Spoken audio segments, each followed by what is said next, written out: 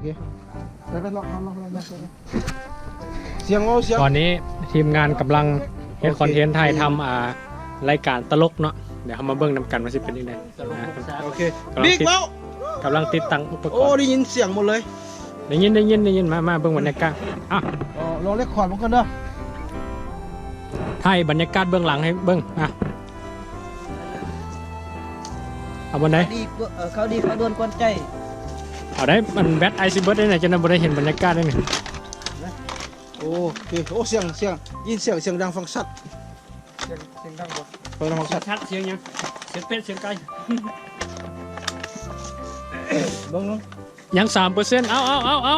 จัดการ เล่นไม่ไหวแล้วนะ ไปทำท่าจุ๊บเซนั้นโอเค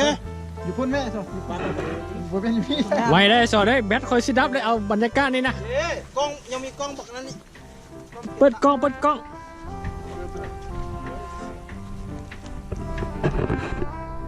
มือเบิ่งบรรยากาศนะเราจับกองถ่ายอยู่เนาะ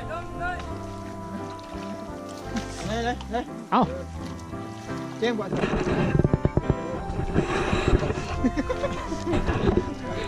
จับแม่เจ้ากาเฮ็ดหุ่นไม่ค่อย เอาเลย3 2 1แอคชั่น เลยสบายดีเนาะมื้อนี้เขาจะมานำเสนอข่าวด่วนข่าวที่มีชัวร์ไม่เสียดาวเสียดาวไม่ได้โอ้ยจะไม่ได้เดี๋ยวไม่เสียดาวจะไม่ต้องไปไม่ได้สิสมาเสข่าวเดียวสตูไปตอนนี้คัดหัวยกวังหน้าใจไหมจะวังหน้าใจไหม มันหนักเลย เอาเกือบออก ผู้กำกับเริ่มใจหายละ เกือบไปบ้าซีเบซีเบเอาเกือบมาเอาเกือบมาเอาเกือบม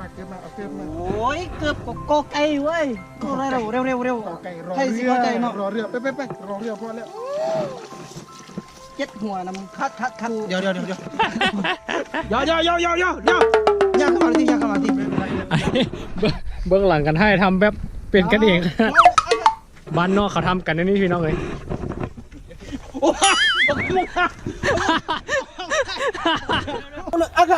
บ้านนอกเขาทำกันนี่พี่น้องเลย